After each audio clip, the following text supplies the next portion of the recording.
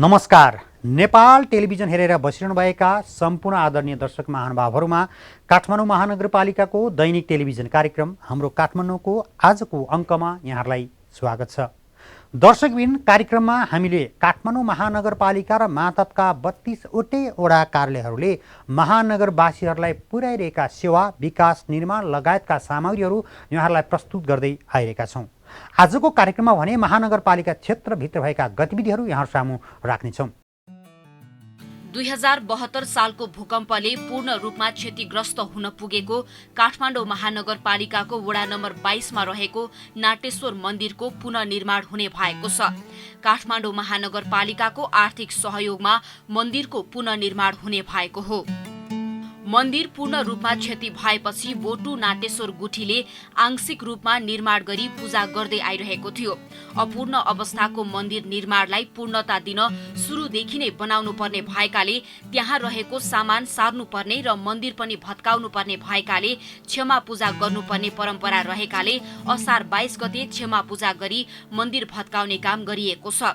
पूजामा काठमाडौँ महानगरपालिकाका प्रमुख विद्यासुन्दर साक्य, प्रतिनिधि सभाका सदस्य कृष्ण गोपाल श्रेष्ठ, काठमाडौँ महानगरपालिकाकी उपप्रमुख हरिप्रभा खड्गी श्रेष्ठ, वडा अध्यक्ष चिनी काजी महर्जन र गुठीका सदस्यहरूको उपस्थिति रहेको थियो।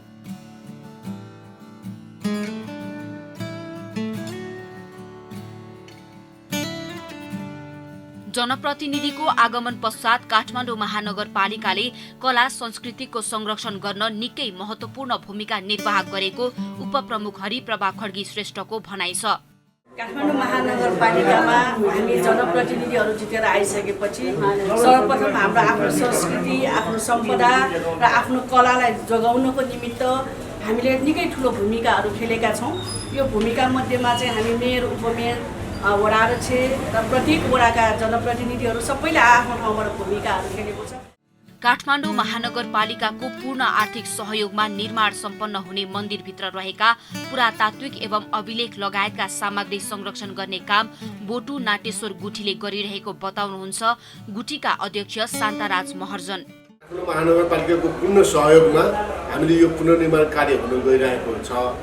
नगरपालिकासँग हाम्रो चाहिँ सम्झौता, एक किसिमको सम्झौता हुँदाखेरि नगरपालिकाबाट हामीलाई चाहिँ गुठी, यो तपाईँहरूले संरक्षण गरिरहेको गुठी घर, यसमा भएको पुरातात्विक पुराना सामानहरू, अभिलेखहरू हुनसक्छ।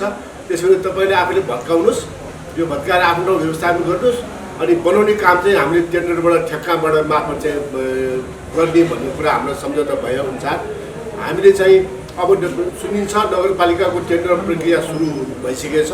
करिब 1 महिना जतिमा उहाँको त्यो प्रक्रिया पूर्ण हुन्छ। साउनको दोस्रो साताबाट क्षतिग्रस्त मन्दिर भत्काएर पुनर्निर्माण गरिनेछ। सो मन्दिरको निर्माण आगामी वर्षको असोज मसान्तसम्म सम्पन्न गरिने लक्ष्य लिएको छ।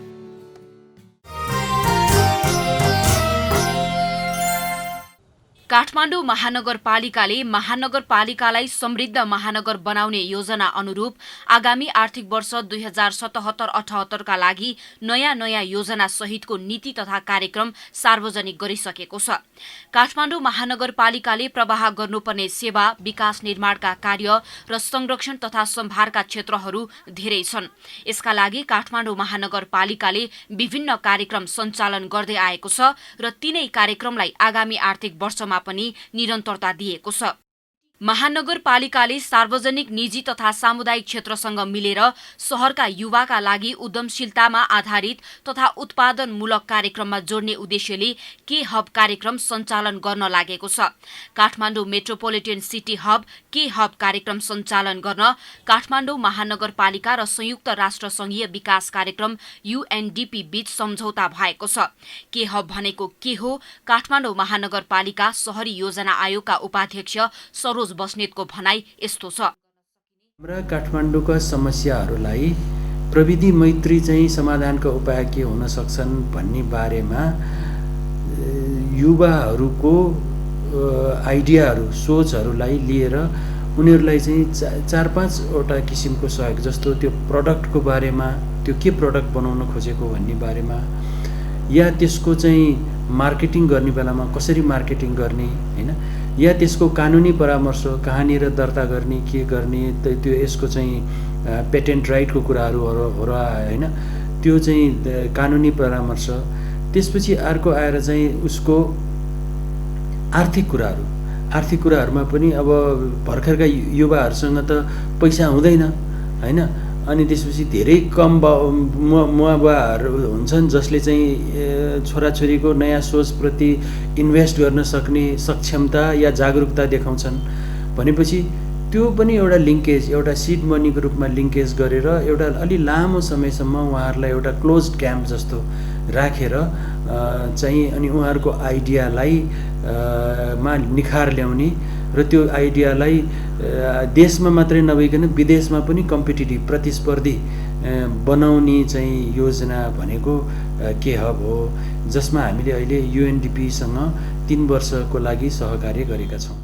विश्वविद्यालय, कलेज, अध्ययन संस्था आदिसँग सहकार्य गरी त्यहाँ अध्ययनरत विद्यार्थीहरू महानगरलाई उपयोगी हुने विभिन्न विषयमा खोज तथा अनुसन्धानका उद्देश्यले काठमाडौँ महानगरपालिकाले मेयर रिसर्च फेलोशिप कार्यक्रमको कार्य प्रारम्भ गरेको छ। मेयर रिसर्च फेलोशिप कार्यक्रम अन्तर्गत विभिन्न विश्वविद्यालय, कलेज, अध्ययन संस्थासँग प्रस्ताव आह्वान गरेर कार्यविधिको आधारमा विद्यार्थीहरूलाई इन्टर्नशिप फेलोशिप प्रदान गरिनेछ। मेयर रिसर्च फेलोशिप कार्यक्रम बारे यसरी प्रश्न पार्नुहुन्छ आयोगका उपाध्यक्ष सरोज बस्नेत।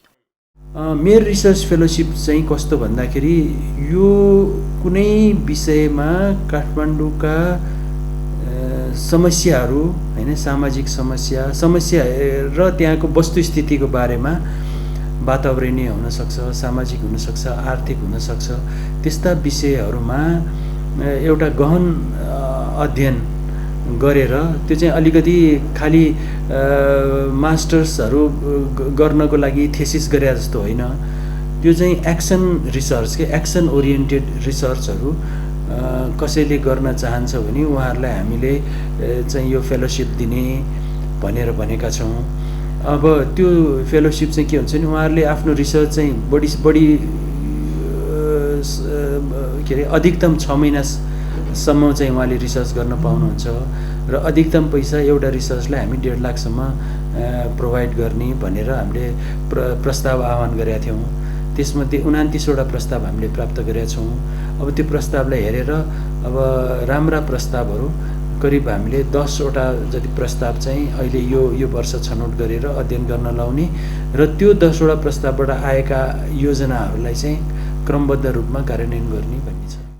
पछिल्लो समय ई-गभर्नेन्सको कुरा संसारभर नै चर्चामा रहेको छ। कानुनी शासन, पारदर्शिता, समावेशिता, समतामूलक, जवाफदेहिता आदि यसका आधार स्तम्भ हुन्। काठमाडौँ महानगरपालिकाले पनि ई-गभर्नेन्स नीतिलाई अघि सारेको छ। ई-गभर्नेन्स, यसको प्रयोग र आवश्यकताबारे काठमाडौँ महानगरपालिका शहरी योजना आयोगका उपाध्यक्ष सरोज बस्नेतको भनाई यस्तो छ। ई-गभर्नेन्सको पिलर भनेकै पहिलो नम्बरको भनेको रुल अफ ल हैन, कानुनी शासन, कानुन सम्मत कुराहरूको कुरा आउँछ। त्यसपछि पारदर्शिताको कुराहरू आउँछन्, त्यसपछि समावेशिताको कुराहरू आउलान्, अनि त्यसपछि आजकल त समावेशिता मात्रै हैन समतामूलक भन्ने कुराहरू आउँछ, जवाफदेहिताको कुराहरू आउँछन्। भनेपछि कुनै यो सार्वजनिक संस्थामा बसिसकेपछि कुनै पनि किसिमको कामहरू त्यहाँका चाहिँ खर्चको प्रणालीहरूको बारेमा चाहिँ आम पब्लिकलाई जानकारी दिनुपर्छ, के काम गरेको भन्ने बारेमा सुसूचित हुनुपर्छ हैन। चाहे त्यो जुनसुकै काम गरौँ, चाहे त्यो 10 लाखको काम गरौँ या 10 करोड काम गरौँ, त्यहाँका लाभान्वित चाहिँ जनसङ्ख्या, लाभान्वित चाहिँ वर्गहरूको चाहिँ एउटा सहकार्य गर्नुपर्छ, उहाँहरूलाई थाहा दिनुपर्छ, उहाँहरूको समस्याहरूको सुनवाई हुनुपर्छ भन्ने विषय हो र यसलाई ई-गभर्नेन्स भन्ने बित्तिकै प्रविधिसँग जोड्ने हो। फेरि के हब, मेयर रिसर्च फेलोशिप र ई-गभर्नेन्स काठमाडौँ महानगरपालिकाका आगामी नीति रहेका छन्। समग्रमा भन्नुपर्दा काठमाडौँ महानगरपालिका युवाको नयाँ सोच र प्रविधिलाई सँगै जोडेर अगाडि बढेको देख्न सकिन्छ।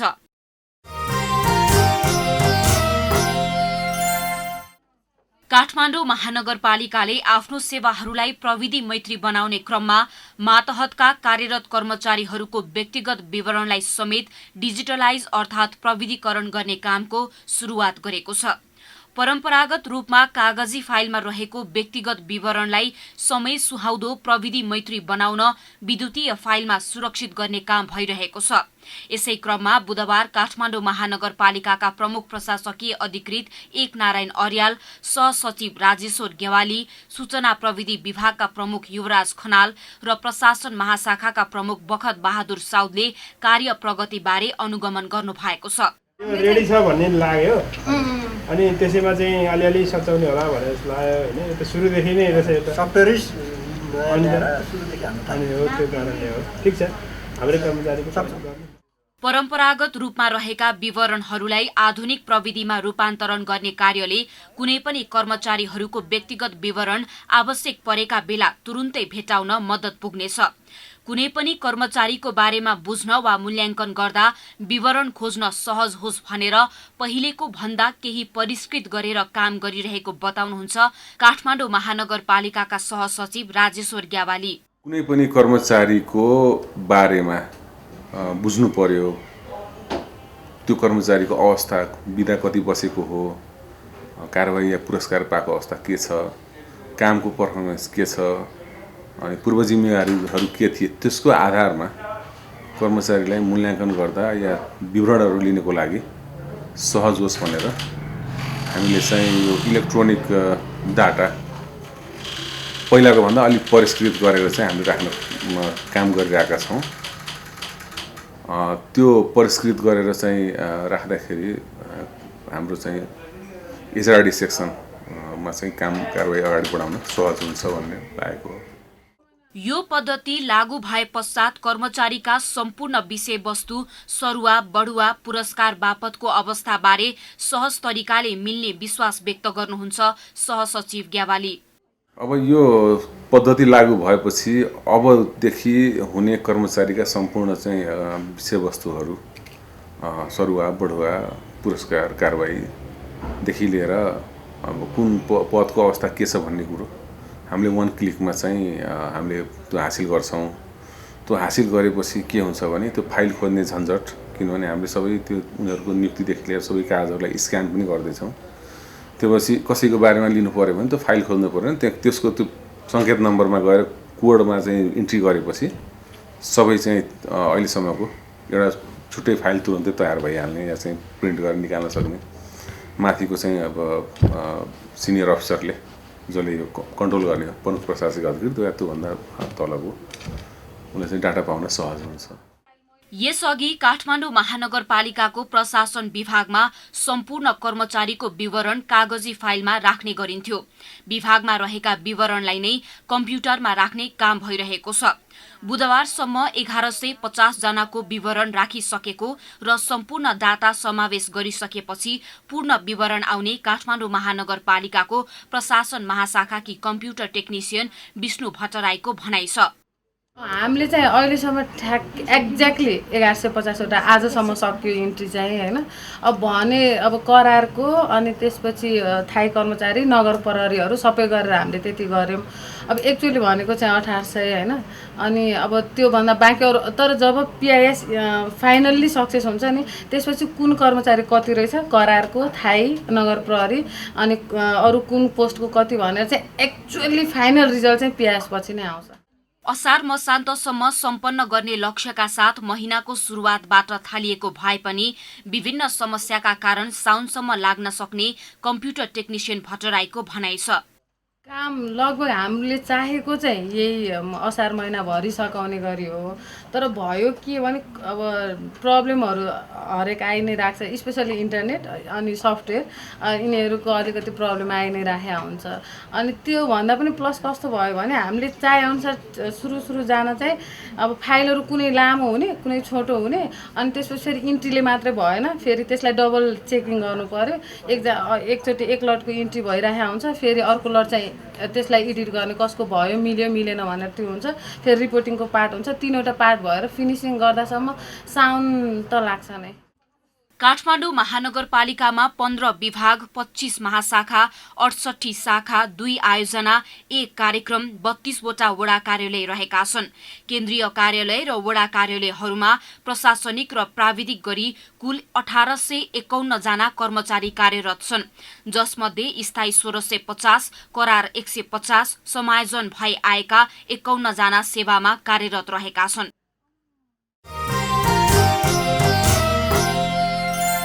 दर्शकबिन, महानगरवासीहरूको सेवा र सुविधाका लागि काठमाडौँ महानगरपालिका र मातहतका 32वटै वडाहरू सक्रिय भएर लागिरहेका छन्। महानगरको विकास र परिवर्तनका लागि जनप्रतिनिधि, कर्मचारी समेत प्रतिबद्ध भएर लागिरहेको प्रसङ्ग आजको कार्यक्रममा राख्यौँ। आजको कार्यक्रमको निर्धारित समय सकिएको छ।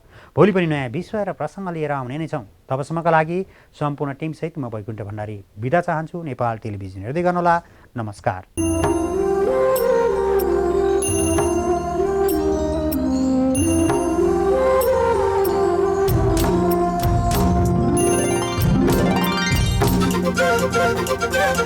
Thank you.